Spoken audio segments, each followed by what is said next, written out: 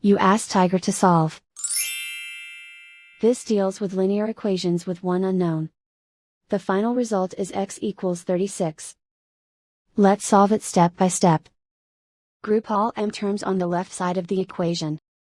Subtract 5x from both sides. Group like terms. Simplify the arithmetic. Group like terms. Simplify the arithmetic.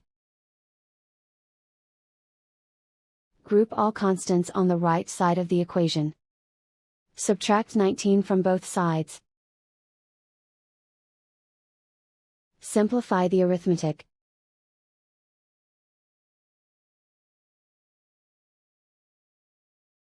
Isolate the m. Divide both sides by 5.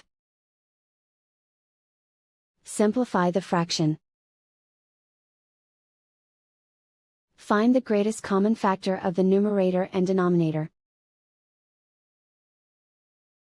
Factor out and cancel the greatest common factor. And so the final result is x equals 36.